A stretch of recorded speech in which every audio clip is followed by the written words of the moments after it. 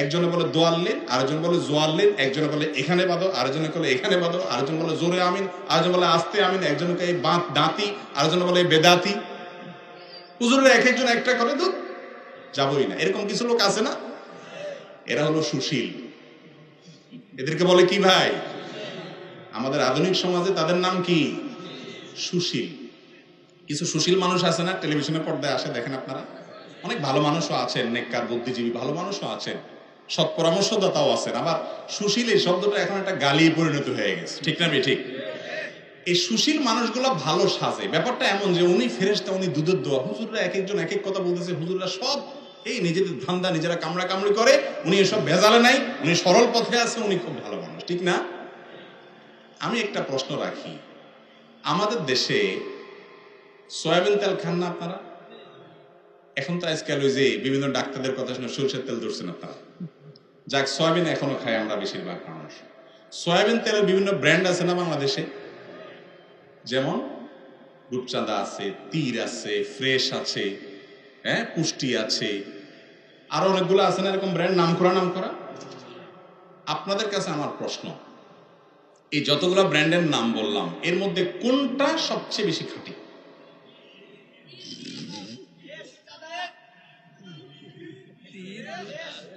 Fresh, হ্যাঁ। বসুন্ধরা, তীর, রূপচাঁদা,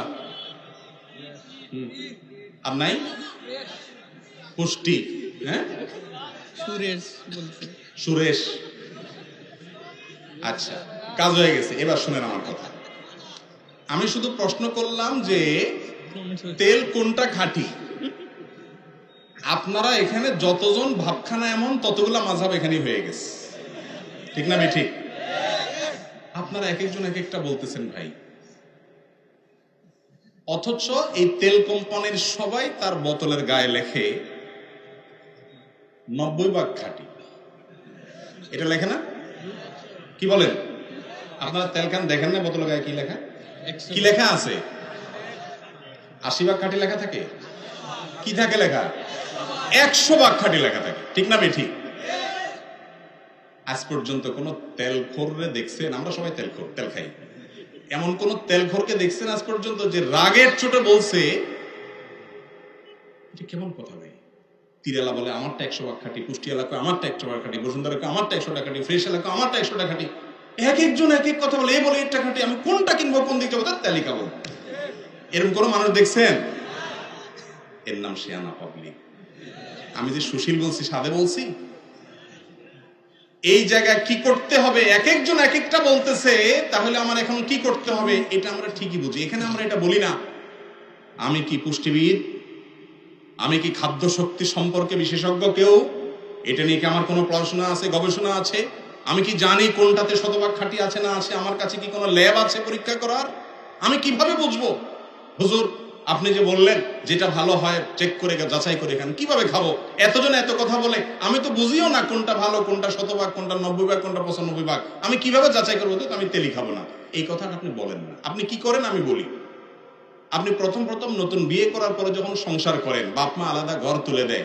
এতদিন বাপের হোটেলে খাইছেন, উনি তেল কিনছে, আপনি কিনেনও নাই, টং টং করে শুধু টোটো কোম্পানির ম্যানেজারই করছেন আর খাইছেন। এখন বিয়ের পরে যখন হাঁড়ি পাতিল দিয়ে আলাদা সংসার করে দিছে, এবার আপনি বাজারে যান, বাজারে যাইয়া এবার তো বিপাকে পড়ে গেছেন। সারাদিন টোটো করে বাইরে ঘুরছেন, মা কি তেল দিয়ে রাঁধছে না রাঁধছে হুঁশও নাই।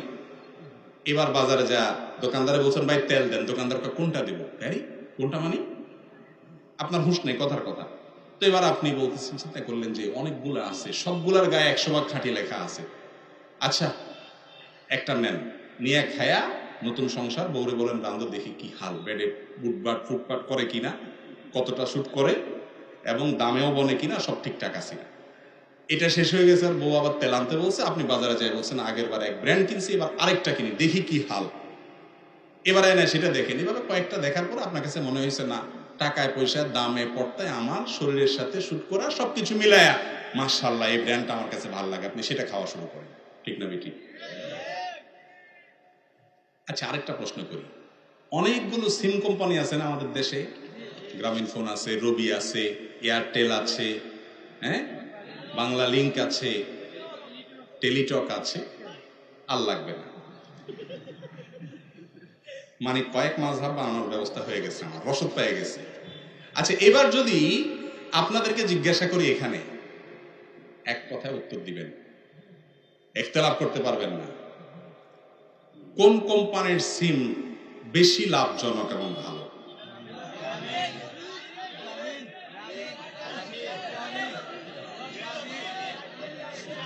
রবি, এয়ারটেল? শুনেন, কিছু কিছু এলাকায় কোন কোন টাওয়ার থাকার কারণে ওই টাওয়ারের কারণে সুবিধা পায় মানুষ ওটাকে ভালো বলে। এখন যদি আমি এখানে কুমিল্লার কিছু মানুষ আনতে পারতাম, বলতো অবশ্যই বাংলালিংক, ঠিক না ঠিক? এখন যদি অন্য কোন এলাকার লোক আনতাম যারা রবি ছাড়া কিছু তাদের ওখানে নেটওয়ার্ক আছে, বলতো অফকোর্স রবি, ঠিক না ঠিক? আচ্ছা, এই সিম কোম্পানিগুলো যে আমাদের নেটওয়ার্কের সার্ভিস বিভিন্ন অফার দেয়, এইগুলোর ব্যাপারে আমরা কেউই কিন্তু নিশ্চিত করে বলতে পারি না, এক কথায় আমরা বলতে পারবো না যে এটা সঠিক। যে যেটাকে তার বিবেক বুদ্ধি বিবেচনা অনুযায়ী ভালো মনে করছে সেটা আমল করছে। আমার এই সমস্ত কথা শুনে আপনারা হয়তো বলবেন, ইসলামটা কি এরকম? আপনি এই তেলের সাথে এটার সাথে তুলনা করলে এটা কি চললো? আমি তুলনা করি নাই, শুধু বোঝানোর জন্য বললাম। কোনো বিষয়ে যখন আমরা ধোঁয়াশার মধ্যে থাকি, আমার বিবেককে আমি সর্বোচ্চ খরচ করার চেষ্টা করি যে কোনটা ভালো, কোরআন এবং হাদিসের মধ্যে কোনটা আছে কোনটা নাই, এটা নিয়ে যখন নানান মত হবে। আপনাকে আল্লাহ বিবেক দিয়েছেন জমির দলিল বোঝার জন্য নয়, আল্লাহ আপনাকে বিবেক দিয়েছেন 7 সমুদ্র 13 নদী পার হয়ে ভিসা কিনে, ভিসা চেক করে, মেডিকেল চেক আপ করে, ভিসা স্টাম্পিং করে, টিকিট কিনে, জমি জমা বেশি টাকা ক্যাশ ক্যাপিটাল করে বিদেশ যাওয়ার জন্য নয়। আল্লাহ আপনাকে বিবেক দিয়েছেন শুধু দুনিয়া কামাই করার জন্য নয়। দুনিয়া কামাই করেন, সেজন্য বিবেক খরচ করেন, দোষণীয় নয়, দুনিয়া থাকলে দুনিয়া করতে হবে। কিন্তু আপনার অনন্ত অসীমকালের যাত্রা, যে যাত্রা থেকে আর ফিরে আসার সুযোগ হবে না। একবার আমল যদি ভেজাল হয়ে যায়, কিয়ামতের দিন আল্লাহ রাব্বুল আলামিন দেখে যদি বলেন যে বাতিল, ফিরে এসে নতুন করে করা যাবে ভাই? একটু বিবেকটা খরচ করলেই চলবে, আর কিচ্ছু না। আপনি আপনার বিবেক খরচ করার পর যদি সঠিকটা, যেটা আপনি সঠিক মনে হয়েছে উদ্ধার করতে পেরেছেন, সেটা অনুযায়ী আমল করেছেন, বাস্তবে সেটা ভুল হলেও বুঝের ভুল আল্লাহ তাআলা মাফ করবেন। নবী সাল্লাল্লাহু আলাইহি ওয়াসাল্লাম হাদিসে ওয়াদা আছে, আপনি চেষ্টা করবেন যে কোন আলেম কোরআন এবং হাদিসের রেফারেন্স দিয়ে, দলিল দিয়ে, নবী সাল্লাল্লাহু আলাইহি ওয়াসাল্লামের উদ্ধৃতি দিয়ে বলেছে, কোনটা কোরআন হাদিসের কাছাকাছি এবং কোনটা আসলে কোরআন হাদিসে কোনো ভিত্তি নাই, একেবারেই নকল, এটার কোনো গোড়া খুঁজে পাওয়া যায় না। এতটুকু জিনিস পরখ করার জন্য নিজের মাথাকে খাটানো প্রয়োজন হবে। যদি এতটুকু না করেন, আল্লাহ বলবেন কিয়ামতের দিন, বান্দা তুমি দুনিয়ার এত কিছুর জন্য মাথা খাটাইলা, তোমার জান্নাত যে আমল দিয়ে কিনবা, সে আমলটা তোমার টনটন করে বাজে কিনা, পিওর কিনা, আসল কিনা, সেটা নির্ভেজাল কিনা, বেদাত মুক্ত কিনা, এটা তুমি কতটা যাচাই করার জন্য শ্রম সাধ্য সাধনা তুমি মেহনত তুমি ব্যয় করেছো, এই জবাব কিন্তু আল্লাহর কাছে দেওয়া যাবে না। এই জন্য ভাইরা আমার, আখিরাতে মুক্তির জন্য দুটি জিনিস প্রয়োজন। একটির আলোচনা মাগরিবের পরে শেখ সিফাত হাসান করেছেন, এই জন্য আমি আর ওইটা বলি নাই। দ্বিতীয়টা আমি বললাম। প্রথমটি হলো শিরিক মুক্ত ঈমান লাগবে আখিরাতে মুক্তির জন্য। দ্বিতীয়টি হলো বেদাত মুক্ত আমল লাগবে। আমল করবেন, সে আমলটা যেন ভেজাল আমল না হয়, আসলে ভিতরে যেন ভেজাল ঢুকে না যায়। সতর্ক থাকতে হবে, সাবধান থাকতে হবে। আল্লাহ তাআলা আমাদের সকলকে রাসূলের সুন্নাহ অনুযায়ী, রাসূল সাল্লাল্লাহু আলাইহি ওয়াসাল্লামের সুন্নাতের আলোকে আমাদের জীবনকে সাজানোর তৌফিক দান করুন। যত আমল করব সব কোরআন হাদিস অনুযায়ী যেন হয়, সেই তৌফিক আল্লাহ তাআলা আমাদেরকে দান করুন। এবং ভেজাল যত আমল আছে, নকল যত আমল আছে, সেগুলো থেকে আল্লাহ তাআলা আমাদেরকে বাঁচিয়ে রাখুন এবং হেফাজতে থাকার তৌফিক দান করুন। আমিন। হাযা ওয়া সাল্লি ওয়া সাল্লিমু আলা নবিয়িনা মুহাম্মদ ওয়া জাযাকুমুল্লাহু খায়রা।